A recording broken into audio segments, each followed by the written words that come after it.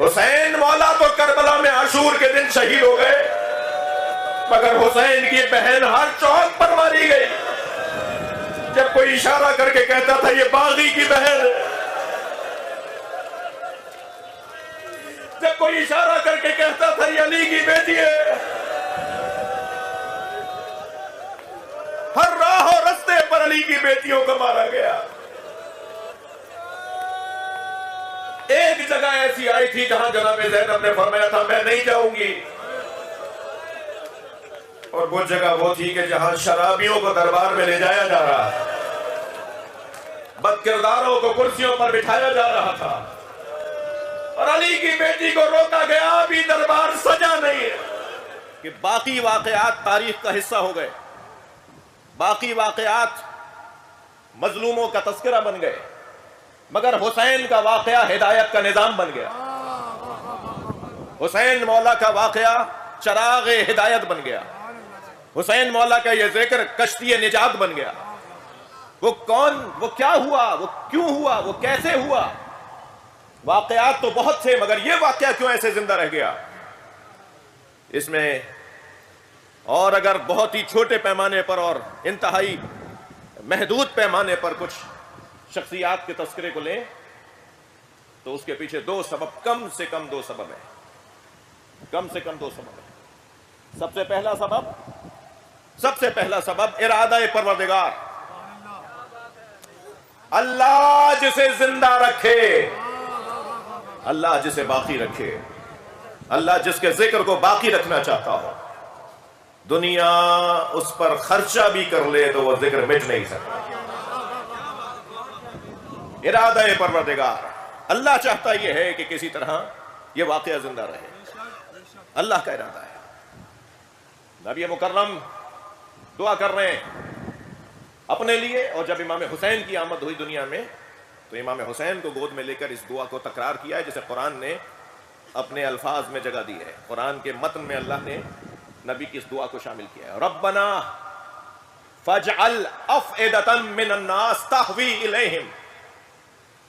یہ حضرت ابراہیم کی دعا نبی کے لیے، اولاد ابراہیم کے لیے، نبی مکرم کی دعا امام حسین کے لیے۔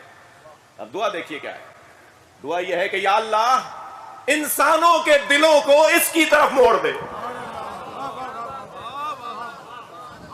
یہ جو لوگوں کے دل امام حسین کی طرف مڑنے کا عنوان ہے، اس کے پیچھے ارادہ پروردگار ہے۔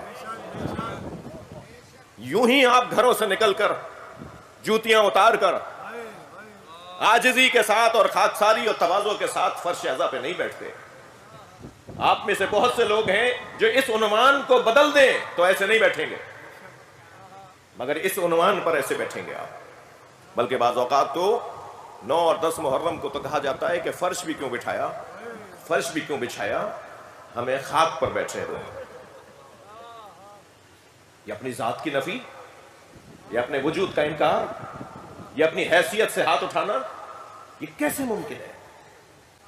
جب تک کہ اللہ نہیں چاہے، جب تک کہ نبی کی دعا قبول نہ ہو، یا اللہ لوگوں کے دلوں کو میرے حسین کی طرف موڑ دے۔ یہ جب امام حسین کو گود میں دیا گیا، بی بی ام ایمن نے لا کر گود میں دیا، سامنے جناب زہرا تشریف فرمائے، نبی مکرم نے حسین کو لے کر پہلے وہ جو لپٹا ہوا کپڑا تھا اسے کھولنا شروع کیا، اور ہاتھ دیکھنا شروع کیے، پیروں سے کپڑا ہٹایا، پیر دیکھنا شروع کیے، گردن دیکھی، اپنے ہاتھ پہ پشت کی طرف حسین کو لٹایا، امام حسین کی پشت کو دیکھا، اور پھر کبھی گلے کا بوسہ دیا، کبھی سینے کا بوسہ دیا، اور ہاتھ پیروں کو دیکھ دیکھ کے رونے لگے۔ تو دور سے جناب زہرا نے فرمایا بابا میرے بچے میں کوئی نقص ہے؟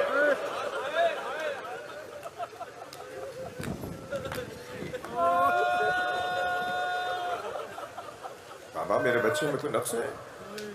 فرمایا زہرا تیرے بچے میں جو کمال ہے وہ کمال کسی اور میں نہیں ہے،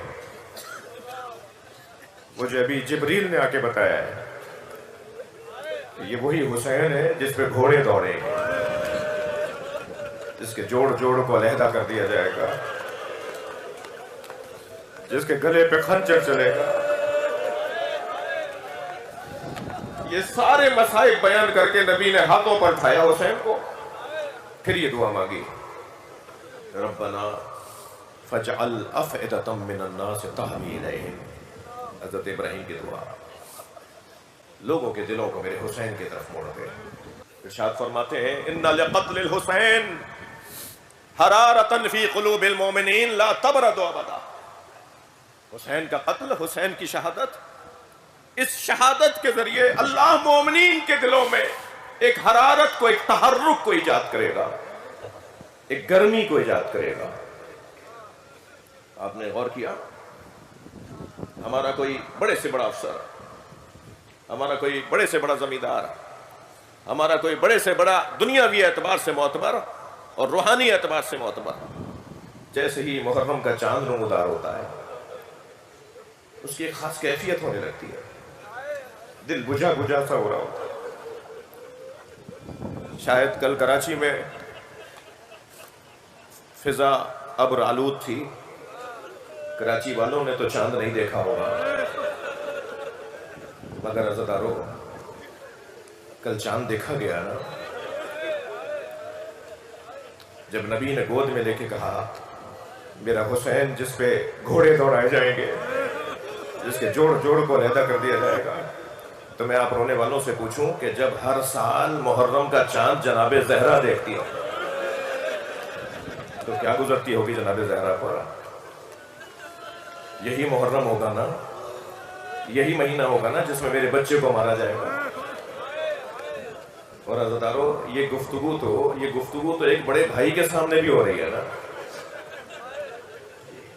اور پھر جناب زہرا نے جناب زینب کو بھی بتایا ہے نا کہ حسین کو کیسے مارا جائے گا. تو جب ہر سال محرم کا چاند آتا ہوگا تو بہن کی چیخ نکل جاتی ہے، ماں کی آنکھوں میں آنسو آ جاتے ہوں گے. اجرکم اللہ. ارادہ پروردگار، اللہ کا ارادہ ہے، یہ ایسے نہیں ہو رہا. پوری فضا غم آثار ہے، پورا ماحول غم زدہ ہے. آج تو پہلی محرم ہے نا. میں نے یہ روایت پڑھی ہے کہ جب چاند محرم کا نمودار ہوتا ہے تو جبریل حسین کا خون بھرا کرتا، جس کرتے میں امام حسین کو شہید کیا گیا، جبریل امی امام حسین کا خون بھرا کرتا فضائے زمین پر لے کر آ جاتے ہیں. جو زمین کی فضا ہے نا اس میں فرشتے امام حسین کا کرتا لے کر آ جاتے ہیں، اور پوری زمین پر ایک غم کا ماحول ہوتا ہے. اور یہ کرتا عاشور کے دن تک معلق رہتا ہے. یہ آسمان روتا ہے، آسمان روتا ہے. زمین اس وقت گریا گناہ ہے، مگر ان ساری باتوں کو سمجھنے کے لیے ایک آنکھ چاہیے، وہ آنکھ چاہیے جو ان چیزوں کو دیکھ سکتی ہے. ہمیں تو یقین کرنا ہے نا کہ ہمارے مولا نے فرمایا ہے. اللہ کا ارادہ ہے میرے عزیزو، اللہ چاہتا ہے کہ امام حسین کا ذکر ایسے ہی رہے، ہر دور میں رہے. نبی مکرم نے یہ بشارتیں دی ہیں. دوسرا سبب جو کسی چیز کے زندہ رہنے کے لیے ضروری ہے وہ اس شخصیت یا اس کام کو عمل صالح قرار دینا ہے. یعنی وہ شخصیت اس کام کو خالصتاً للہ انجام دے رہا ہو. جب کسی کا کوئی کام خالصتاً اللہ ہو تو پھر وہ کام اللہ کے حوالے ہو جاتا ہے، پھر اس کام کی زندگی اللہ کے حوالے، پھر اس کام کا باقی رہنا اللہ کی طرف، اللہ کا کام ہے. لہذا ارشاد ہوتا ہے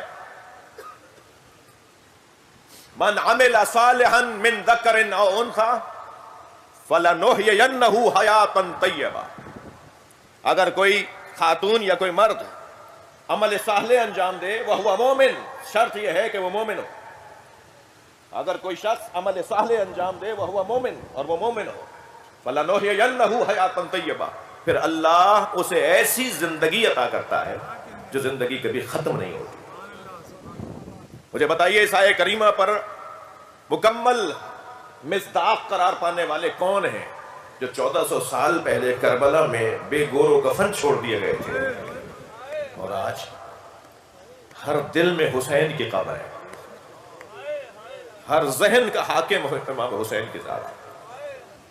من عمل صالحا من ذکر او انثی وهو مومن، شرط یہ ہے کہ وہ مومن ہو۔ یہ تو آپ کے لیے اور میرے لیے اللہ کہہ رہا ہے، یہ تو عمومی دعوت ہے نا، یہ تو سب کے لیے ہے نا، یعنی سب اگر یہ کام کریں تو اللہ وَلَنُحْيِيَنَّهُ حَيَاةً طَيِّبَةً اسے ایک ایسی زندگی عطا کرتا ہے جو حیات طیبہ ہوتی ہے۔ وہ بظاہر دنیا سے چلا جاتا ہے مگر وہ نہیں جاتا۔ مگر ہم بات کر رہے ہیں امام حسین کی، جنہوں نے عمل صالح ایسا انجام دیا کہ ایک اسماعیل نہیں، اپنے 56 اسماعیل ذبح کیے، 18 بنی ہاشم نہیں، 18 تو صرف امام حسین کے بھائی تھے، مولا علی کے بیٹے تھے، مگر حضرت ابو طالب کے بیٹوں میں حضرت عقیل کی اولاد، حضرت جعفر کی اولاد اور مولا علی کی اولاد ملا کر 56 کی تعداد ہے۔ اللہ اکبر۔ امام حسین نے 72 میں 56 اپنے بھائی، اپنے چچاؤں، اپنے تایاؤں کی اولادیں لاشے لالا کے گنج شہیدہ میں رکھے ہیں۔ یہ ہے حسین کا عمل صالح۔ پہلی محرم ہے، میرا بیان کچھ ایسا ہی رہے گا۔ کیسا عمل صالح ہے؟ سجا کے لائے ہیں قافلہ، ساری بہنیں بھی آئیں گی، 3 زوجائیں ہیں وہ بھی آئیں گی، ان کے ساتھ ان کے بچے بھی آئیں گے، ایک بیٹی کو چھوڑ کر آئیں گے۔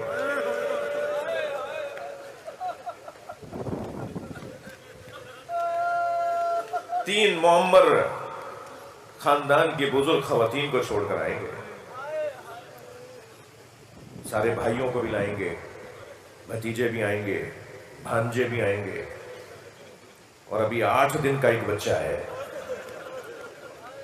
جسے بہن چھوڑ نہیں رہی ہے،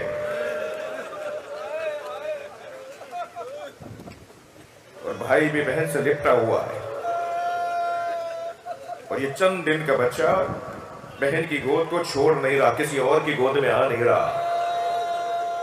نہ جانے کیا کہا ہے امام حسین نے کان میں جا کے، جیسے علی اصغر کے کان میں جا کر ہمارے مولا نے کچھ کہا، بچے نے بہن کی گود چھوڑ دی۔ شاید کہا ہو علی اصغر تمہارے بغیر تو ہماری قربانی ہی مکمل نہیں ہے۔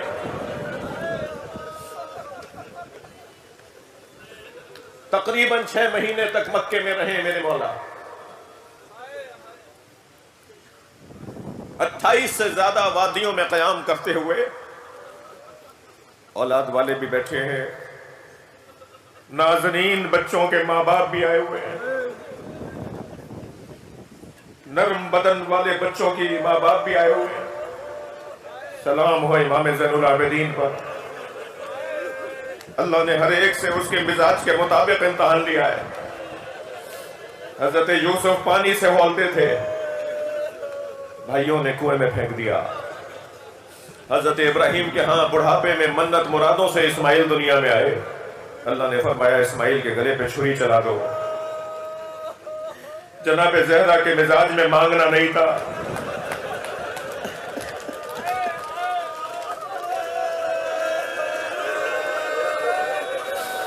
بھرے دربار میں فدق مانگنا ہوگا۔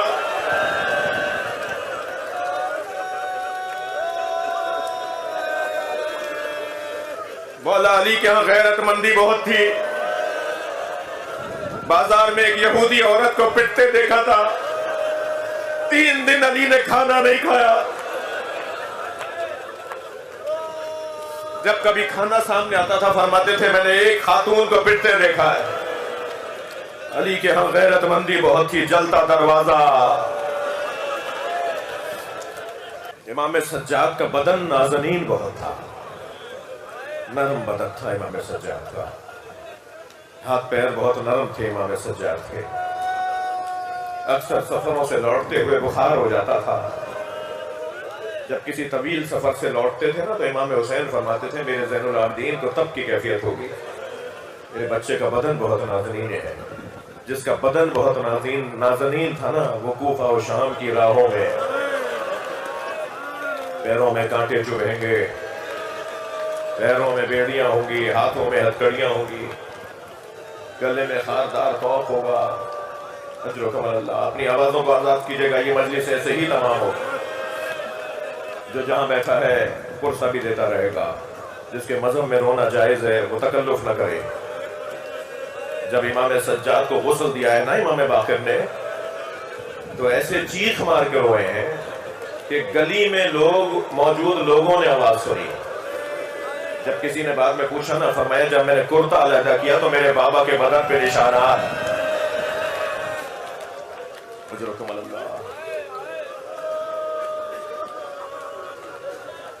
اجرکم اللہ. اللہ ارشاد فرما رہا ہے ان الذین آمنوا وعملوا الصالحات سیجعل لهم الرحمن ودا.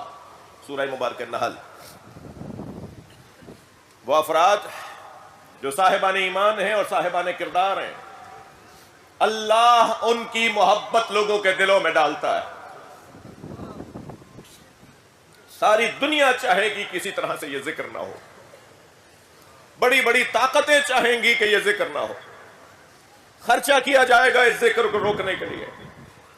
سازشیں کی جائیں گی اس ذکر کو روکنے کے لیے. بعض ممالک میں بجٹ پاس ہوں گے اس ذکر کو روکنے کے لیے. لوگوں کو اٹھایا جائے گا، باندھا جائے گا. لوگوں کے ساتھ اس ملک کے قانون کے مطابق زیادتیاں ہوں گی. لیکن قرآن تو یہ کہہ رہا ہے ان الذین آمنوا وعملوا الصالحات. صاحبان ایمان اور صاحبان کردار سیجعل لهم الرحمن ودا. رحمان کا پھر کام ہے. تمہارا کام ہے ایمان کو پکا کرنا. تمہارا کام ہے اپنے کردار کو مضبوط بنانا. پھر اللہ کا کام ہے کہ اس کی محبت اور صاحب کردار اور صاحب ایمان کی محبت لوگوں کے دلوں میں ڈالے. مجھے بتائیے ایمان کسے کہتے ہیں؟ تیروں پہ تیر برس رہے مگر دل میں بال برابر بھی موت کا خوف نہیں ہے. ایسے ایمان والے لوگ. بتائیے ایمان کسے کہتے ہیں؟ من المؤمنین رجال صدقوا ما عاهدوا اللہ علیہ ومنهم من قضى نحبه ومنهم من ينتظر وما بدلوا تبدیلا. قرآن کہہ رہا ہے مومنین میں کچھ ہمت والے لوگ ہیں. ایمان ظاہری طور پہ کلمے کا اظہار کر دینا کافی نہیں ہے، بلکہ وہ جو لا الہ الا اللہ کہا ہے، وہ جو محمد الرسول اللہ کہا ہے، وہ جو علی ولی اللہ کہا ہے، یہ در حقیقت ایک عہد نامہ ہے. یہ در حقیقت ایک حلف نامہ ہے. اس حلف نامے پر پورا اترنا ہے بھائی.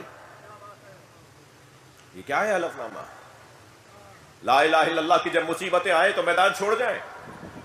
محمد الرسول اللہ کی جب پریشانیاں آئیں تو میدان چھوڑ جائیں. علی ولی اللہ کی خاطر جب پریشانیاں آئیں تو میدان چھوڑ جائیں. نہیں، میدان میں ڈٹنا ہے، میدان میں رکنا ہے. میدان سے مراد کوئی جنگ کا میدان نہیں ہے، نظریے کا میدان، اپنے کردار کا میدان. کون لوگ ہیں یہ؟ من المؤمنین رجال. مومنین میں سے کچھ ہمت والے ہیں. صدقوا ما عاهدوا اللہ علیہ، جنہوں نے اپنے اللہ سے کیے ہوئے عہد کو پورا کر دیا. فَمِنْهُمْ مَنْ قَضَى نَحْبَهُ وَمِنْهُمْ مَنْ يَنْتَظِرُ. عزیزو، یہ وہ آیت ہے جو عصر عاشور، صبح عاشور، ظہر عاشور میرے مولا حسین کے اصحاب بار بار پڑھ رہے تھے اور بار بار ایک دوسرے کو سنا رہے تھے کہ تم نے قرآن کی آیت یاد کی ہے، یہ یاد ہے تو یاد. مومنین میں سے کچھ ہمت والے لوگ ہیں جو اپنے وعدے کو پورا کرتے ہیں. فَمِنْهُمْ مَنْ قَضَى نَحْبَهُ. کچھ نے تو پورا کر دیا، حبیب کا لاشا آ گیا. کچھ نے تو پورا کر دیا، زہیر کا لاشا آ گیا. کچھ نے تو پورا کر دیا، مسلم ابن اوسجہ کا لاشا آ گیا. عابس اور شوذب کے لاشے آ گئے. کچھ نے تو پورا کر دیا. وَمِنْهُمْ مَنْ يَنْتَظِرُ. اور کچھ ہیں جو منتظر ہیں کہ کب اپنے عہد کو پورا کریں. ابھی علی اکبر کا لاشا آنا ہے، ابھی قاسم کا پامال لاشا آنا ہے، ابھی اور محمد کی لاشوں کو ماموں اٹھا کے لائیں گے. ابھی کچھ اور باقی ہے. ابھی کچھ لوگ اور وعدہ پورا کریں گے. ابھی عباس کے کٹے ہوئے بازو اٹھائے جائیں گے. اجرکم اللہ، اجرکم اللہ. میں مسائل کو شروع کر رہا ہوں. جو جہاں بیٹھا ہے پرسہ دے گا. اور ابھی ایک چھوٹا سا لاشا اور اٹھایا جائے گا. وہ لاشا بہت چھوٹا تھا مگر حسین سے اٹھ نہیں رہا تھا. کبھی آگے جاتے تھے انا للہ اور کبھی الٹے پیر واپس آتے تھے رضن بقضائہ و تسلیما لامرہ. اور ابھی ایک اور وعدہ بھی پورا ہونا ہے، اور وہ وعدہ جب پورا ہوگا جب ننھی سی لاش کو چھوٹی سی قبر میں دفنا دیں گے، اور پھر حسین اپنی بہنوں سے اپنی بیویوں سے اجازت لے کے میدان کربلا میں آئیں گے. وہ وعدہ پورا ہو جائے گا. پھر ایک وعدہ اور پورا ہونا ہے جو زینب کا وعدہ ہے. جب بھائی کا لاشا بے گور و کفن چھوڑ کر جائیں گے تو پھر کوفے کے راہوں رستوں پر، کوفے کے چوکوں چاراہوں پر جگہ جگہ زینب کو قتل کیا جائے گا. اور بتا دوں میں رونے والوں، بی بی زینب کہاں کہاں شہید ہوئی ہیں. حسین مولا تو کربلا میں عاشور کے دن شہید ہو گئے، مگر حسین کی بہن ہر چوک پر ماری گئی. جب کوئی اشارہ کر کے کہتا تھا یہ باغی کی بہن، جب کوئی اشارہ کر کے کہتا تھا یہ علی کی بیٹی ہے، ہر راہ و رستے پر علی کی بیٹیوں کو مارا گیا. ایک جگہ ایسی آئی تھی جہاں جناب زینب نے فرمایا تھا میں نہیں جاؤں گی، اور وہ جگہ وہ تھی کہ جہاں شرابیوں کو دربار میں لے جایا جا رہا تھا، بد کرداروں کو کرسیوں پر بٹھایا جا رہا تھا، اور علی کی بیٹی کو روکا گیا ابھی دربار سجا نہیں ہے. جب آواز دے کر کہا گیا اب علی کی بیٹیوں کو، اب نبی زادیوں کو، اب اسیروں کو اندر لاؤ، تو میری بیوی نے فرمایا میں اس دربار میں نہیں جاؤں گی. تو ایک مرتبہ ایک شخص تعزیانہ لے کر امام سجاد کے قریب آیا، اور اس نے امام سجاد کی پشت مبارک پر تاریخ ظلم کو رقم کرنا شروع کیا. تو ایک مرتبہ آواز آئی کہ کوئی حسین کے سر کو دیکھے. تو جناب زینب نے دیکھا کہ امام حسین کی آنکھوں سے آنسو جاری ہے. فرمایا بھائی تمہیں کس بات نے رلایا؟ کہ زینب دربار میں چلی جاؤ. کل 2 محرم کو امام حسین کا قافلہ کربلا میں داخل ہوگا. عزادارو چلو کربلا سے خار چنیں، کربلا سے کنکر بینے، کربلا سے پتھر اٹھائیں. کوئی خار سکینہ کے پیروں میں نہ چپ جائے، کوئی کنکر امام سجاد کے پیروں میں نہ لگ جائے، کوئی پتھر امام محمد باقر کے پیروں میں نہ لگ جائے. اجرکم اللہ. چلیے اس سے پہلے کہ حسین مولا کا گھوڑا کربلا پہنچے، ہم اپنی سواری کو کربلا پہنچائیں. حسین مولا کو کربلا نے ڈھونڈا تھا یا کربلا نے حسین کو ڈھونڈا تھا؟ ہم تو کربلا ڈھونڈ کر آئے نا. امام حسین کو کربلا نے نہیں ڈھونڈا تھا، حسین نے کربلا کو ڈھونڈا تھا. بڑا فرق ہے کربلا کو ڈھونڈنا اور کربلا کا حسین کو ڈھونڈنے میں فرق ہے. امام کربلا کو ڈھونڈنے نکلے.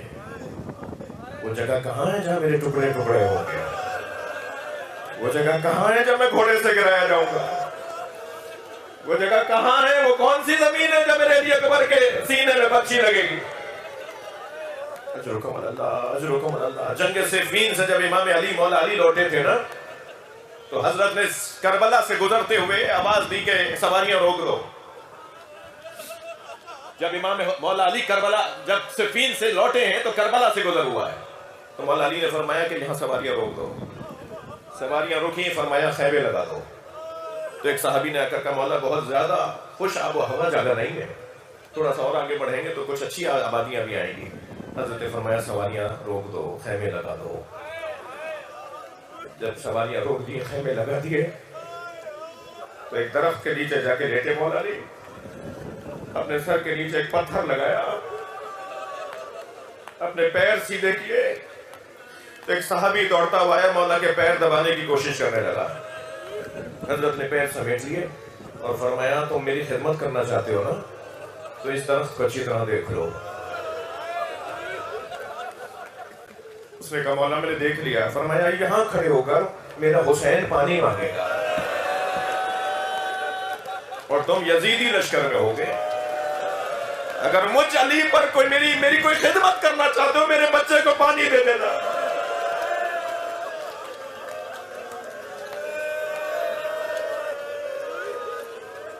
ایک شخص اور آیا دوڑتا ہوا کہنے لگا مولا یہ بہت زیادہ اسی جگہ تو نہیں تھی، کہیں آگے نہ رکے؟